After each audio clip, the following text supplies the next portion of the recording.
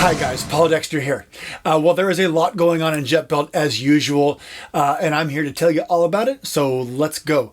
To start with, something kind of minor, but we've already received unbelievable feedback about it, and that is a new pending area for your dealer pricing connections.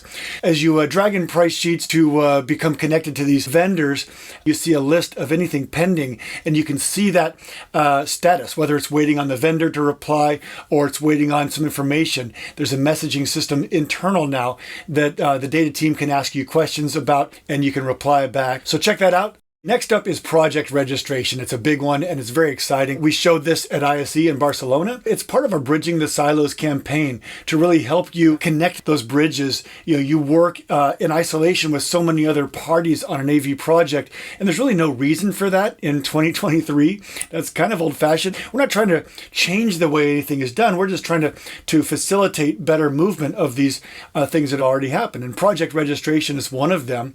Obviously, for those of you who participate in registering projects, it's a way to give a manufacturer insight into your project, which in exchange then you get help on that project, both product validation or of course if there's some sort of incentives that should be happening, or simply just communication. By making the manufacturer aware of the project, it helps them on fulfillment, it helps them on so many other levels, especially for large projects. So I don't need to teach you what project registration is. So point is, you're already doing this. We're not going to change anything. All we're doing is helping facilitate it. And so now within Jetbuilt, you can register your projects, and it kind of goes like this. Let's say you've got this project in Jetbuilt, this big conference system. You can go into your registrations tab. You can see we're already approved for Zackingbird, one of our hypothetical vendors, but then you can see there's other vendors in this project, obviously. Netgear's on that list. We're going to request registration with Netgear. So you click the button and you see a simple little form here to fill out. It gives the vendor the information they are commonly requiring for these projects. It pulls in the project description, or you can override that with something more specific to them. You give maybe the projected installation schedule. Maybe this is going in October of this year. Then you can select what to share with that vendor. You may want to share all line items, including other manufacturers, so they can get a better idea of the overall project. You can also share your scope of work, which will also give them some better idea of how the project is going to go together and what it's supposed to accomplish. And you submit that. And then notice that it's pending. So now we're going to flip over to what Netgear sees. Of course, they'll get a email notification and such, but then they're going to see this in their registration request list. They can see what the project means to them in terms of financially, but they can click into your project so they can see the items, they can see the scope of work. They may go, oh boy, those switches you're using, they won't provide the PoE power you need to power those devices. You should switch over to these. And of course, I'm typing something hypothetical here, and you'll get a notification. And then you go to your own discussions, and notice you've got a Netgear specific group. You can see the question they ask you, and you can go, excellent, thanks guys, appreciate that. I'll swap those out. And then you do so.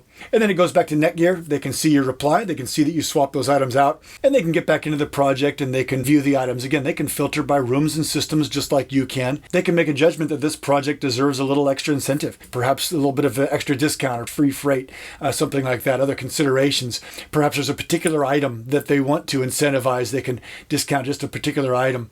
Any of these things, that's between you and them. We're just facilitating that, and whatever they put in here shows up in your account in your project. So then Netgear saves it and they approve the registration.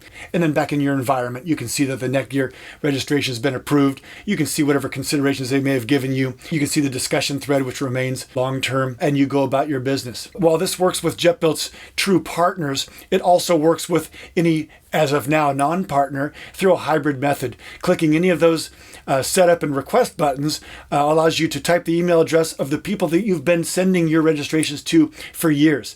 It still gets to them. They still see all of the items in a CSV file. They can respond to it offline. They can click a little button and respond to it in their Jetbuilt environment if they have one, or they can create one. So you can request registration to all of your vendors, regardless of their partnership status. The benefit to you is you don't have to compile these lists of the bill of material for each one. One click of a button shoots everybody what they need. So if you want to use project registration, reach out to support for the next couple of weeks. We're kind of slowly turning it on one by one for the next couple of weeks. And then in a few weeks, we'll be turning it on for everybody. And finally, our Montreal proposal template's been launched.